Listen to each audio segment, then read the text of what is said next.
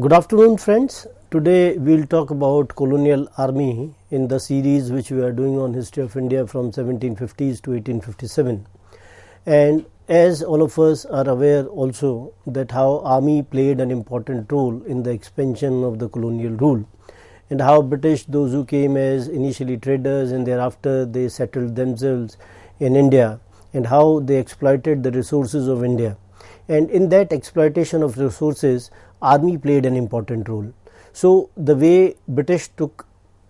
the kind of expansion in India, and this kind of an expansion which we see, in which the role of army was one of the most important, it was an important apparatus through which British, they were able to in a way secure their control over India. If you want to see some of the references, then Seema Alvi's Company, Army and Rural Society, as you can see on the screen as well.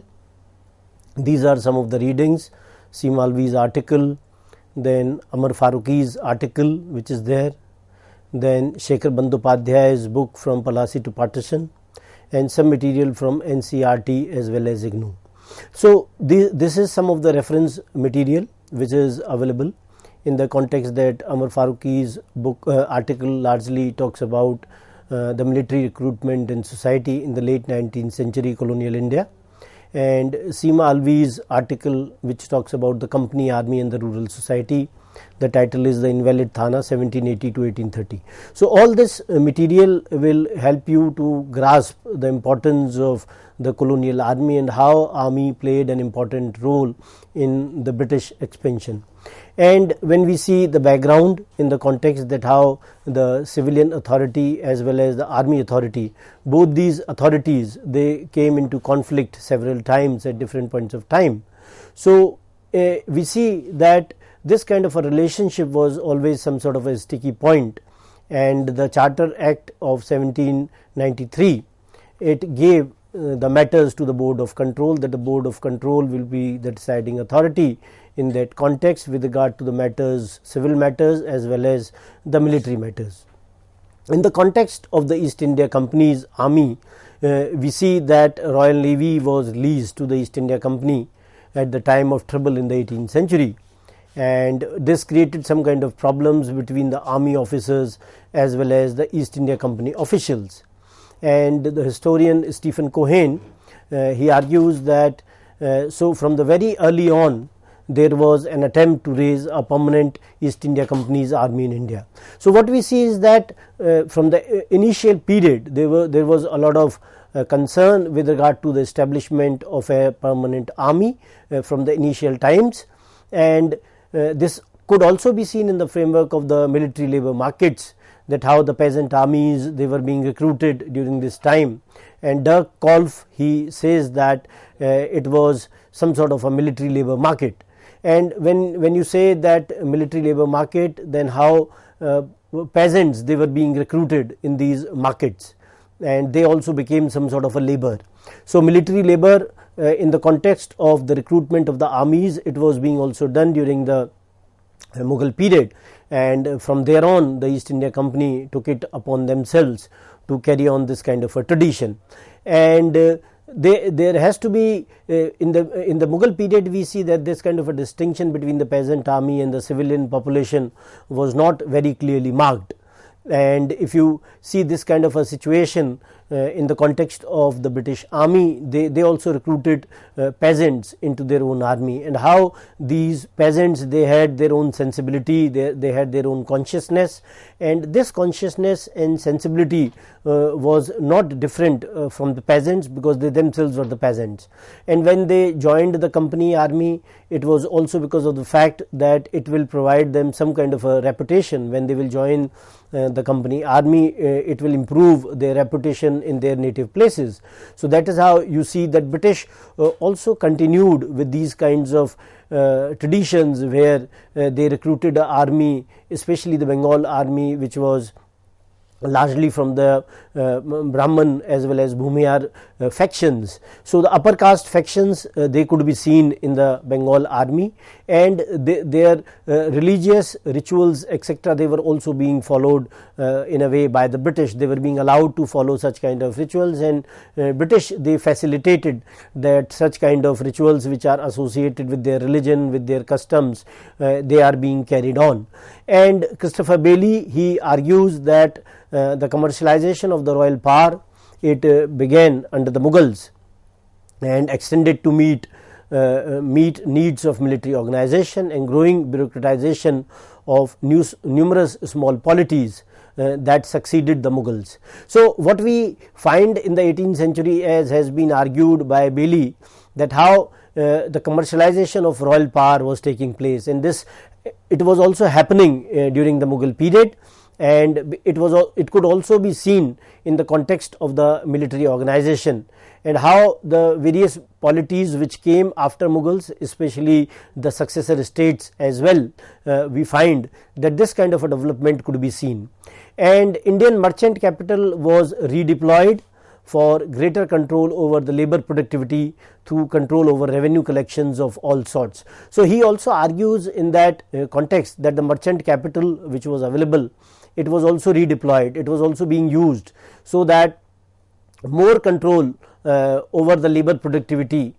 through control over the revenue collections of all sorts could be achieved. So this is what he argues. And in the context of army, Seema Alvi, she talks about the recruitment of army. It was very important, or it was central to the development of the East India Company, and how its sovereignty rested on the monopoly of power which was there. And army was also taking a lot of share in the East India Company's expenditure, and it was also effective. It was crucial to the effective collection of revenue, which Douglas Pearce has called military fiscalism. So in that context, when we tend to understand the East India Company's army, then we find that army was able to maintain the political sovereignty which the East India Company wanted to maintain in India. And it was also very important that the revenue should be collected on time, revenue should be collected entirely, and if revenue is collected, then this revenue could be employed or redeployed for that matter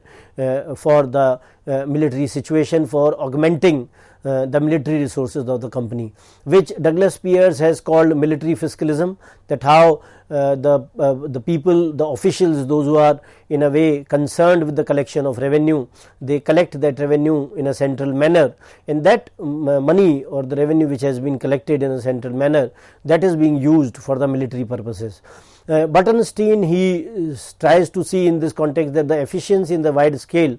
on which East India Company could exercise military fiscalism has provided another explanation for its dominant position, especially in South India. So Buttonstein basically tries to see that this idea of military fiscalism could also be seen or could also be explained in the context of South India, where we find that the Carnatic wars, they were being fought between the East India Company as well as the French Company. So both French as well as the British East India Company, both of them, they sided with the people, those who were fighting for certain regions, and they sided with them so that they are able to achieve those benefits. And in the three Carnatic wars, British East India Company was more successful, and it was able to in a way defeat the French Company. And over a period of time thereafter, after securing some benefits in the Carnatic wars, British shifted their attention to Bengal, and Bengal proved to be the largest province that way, and how Bengal as a presidency was also very beneficial to the British. Some of the historians like Rudrangshu Mukherjee, he has argued that the East India Company superior power in the North Indian politics has been explained in terms of its exclusive rights to violence. So Rudrangshu Mukherjee tries to see the violence which was perpetrated by the East India Company, and this violence created the kind of anarchy at certain points, and British, they wanted to have some kind of a control over the entire law and order situation. And this kind of a violence was could be witnessed through the entire colonial rule. And when we tend to see the violence during the 1857 period as well, where Rudrangshu Mukherjee has talked about in his book Awadh in Revolt, where he has talked about the violence which was perpetrated by the East India Company. So this kind of a position where the East India Company was ready to use all sorts of violence against the natives, and this could be seen in the entire span of the East India Company. Seema Alvi talks about the initial 80 years of the East India Company, that how in the first 80 years of East India Company's rule, army became major guarantee of political control and surveillance, and at the same time East India Company's institutions, they drew upon and shaped dynamics of civil society. So what we find is that the East India Company, it was also providing some kind of a political control. East India Company's control was also as a result of the role which was played by the army, and in the surveillance as well, because British, they were also engaged in a lot of surveys, etc. They also wanted to know about the Indian society in whatever manner, so that they can use that information for gaining further control. So this kind of political control and surveillance was also possible because of the intervention which was made by army at different levels, and British, they redeployed the army in such a manner in different tasks. Even I talked about the revenue collection, that army was not only trying to fight the dangers which were there. Sometimes these dangers were real, and sometimes these dangers were created by the British, so as to create this kind of a situation where the army becomes more and more dominant in certain spheres. So this kind of a thing, and army also wanted to in a way suggest these kind of things, that army's reputation will also get enhanced when the importance of army will be seen in this particular context, and this importance will only be there when we will see that army will try to portray this kind of a picture, that army is central to the control of the East India Company in India and elsewhere. So this kind of an self importance which was being generated by army was there to promote its own agenda. Seema Alvi has also seen this picture in the 18th century, that how the recruitment system and how the sophisticated trained peasant armies, they were being created by the East India Company from the civilian communities. So civilian communities, in the context of the peasants, they were being used so that some kind of a sophisticated army which was trained by the European drill and the European discipline, and how these armies, they were being used by the East India Company not only to control or govern the Indian areas, but at the same time British, they also fought various wars in other regions apart from India, especially Nepal, then Afghan wars with Burma, apart from the Anglo-Mysore, Anglo-Maratha and other kinds of wars which were being fought by the British in India. So what we see is that how British utilized these kind of resources, especially the army and other kinds of apparatus like police and law courts, so as to gain more and more control over the Indian territories. And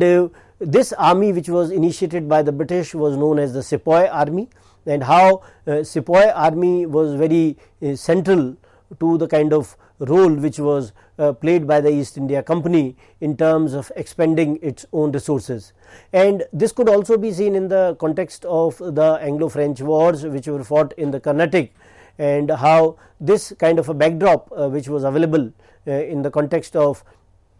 South India. And these wars, how in these three wars which were being fought, British, they were able to in a way subordinate the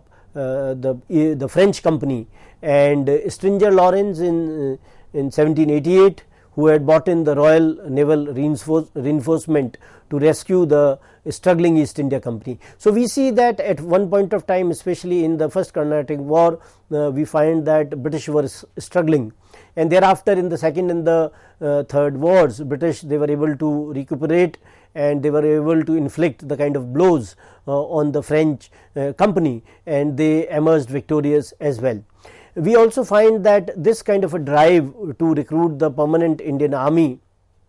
It was also started by the East India Company, and thereafter Lord Clive, he also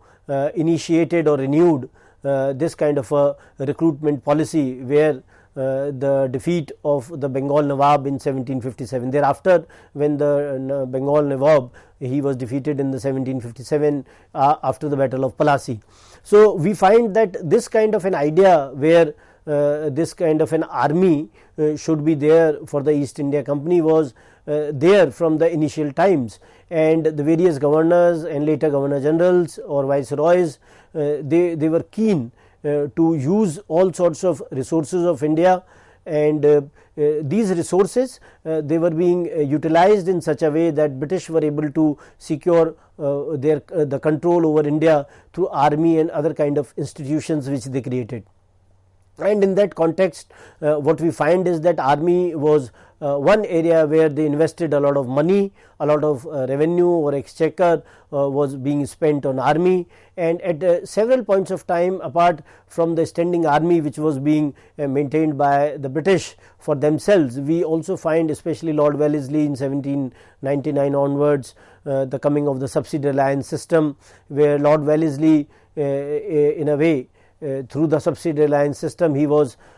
providing the security to the various states, various princely states, where the princely states, either the smaller princely states, they had to give the cash to the British government, so that an army contingent is maintained for them in times of crisis or insecurity. And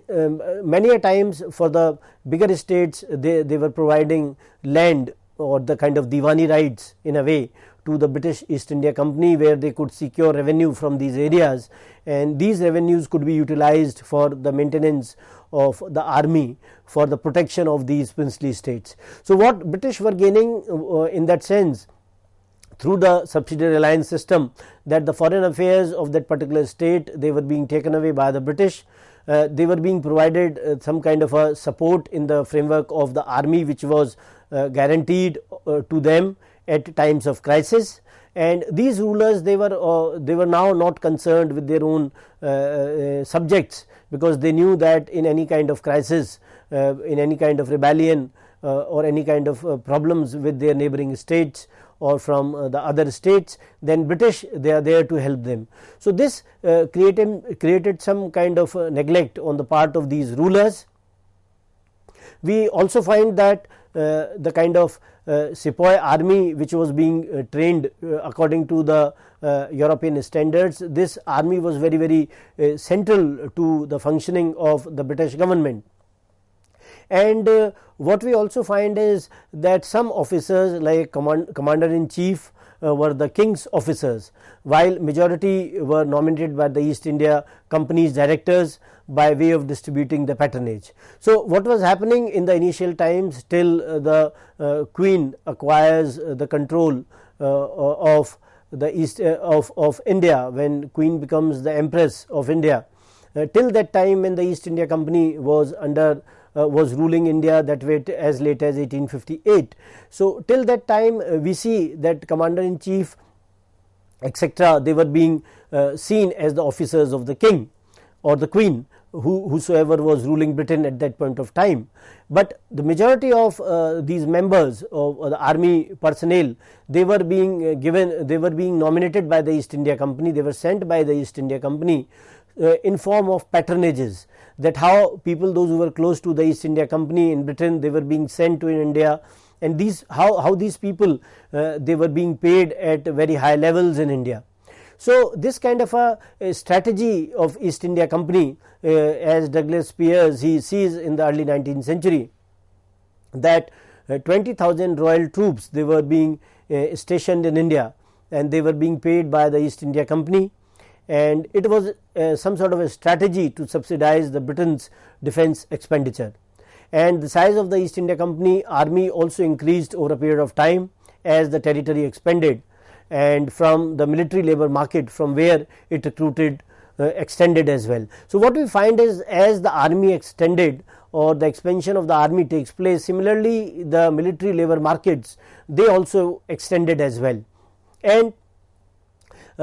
when East India Company was maintaining so many royal troops in India, these troops, they were being paid by the Indian Exchequer, but was being used by the East India Company for its own benefits, for its own wars which were being fought elsewhere as well. And later could also be seen in the framework of the First World War and the Second World War, where we find huge participation of the Indian soldiers in these wars. And what East India Company and later the British Crown, when it assumed power in 1858 and thereafter, we find that the role of the army and other kinds of apparatus, for example the Indian civil services or police, later police was also used, army was also used to suppress any kind of nationalist movement as well. So we find that during the entire period of the colonial rule, the role of army was such that it conquered the territories for the British. It in a way protected the empire against the real or the imagined internal threats. It handled the peasant rebellions against the high revenue demands. It made alliance with the Indian elites, and it collected information about the Indian society and economy. And it was the most important apparatus of rule. So if we want to summarize the kind of the kind of role which was played by the army in the context of the design of the East India Company, then apart from conquering the various territories, the army was also trying to protect the British Empire against any kind of threats, either these threats were real or they were imagined in nature. Then we also find that any kind of rebellions in the context of the peasants, and these rebellions which were there because of the high revenue demand, various kinds of tribal revolts also take place during the colonial period, because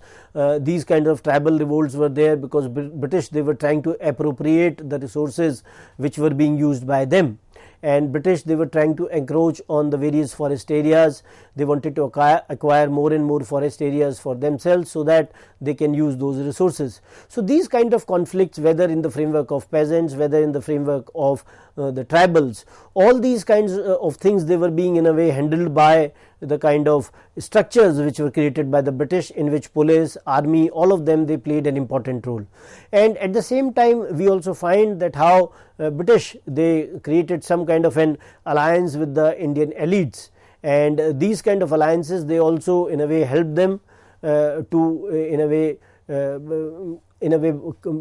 control more and more over the Indian resources as well as the Indian regions. And when they collected this kind of an information about the Indian society and the economy, this information was also being used so as to augment their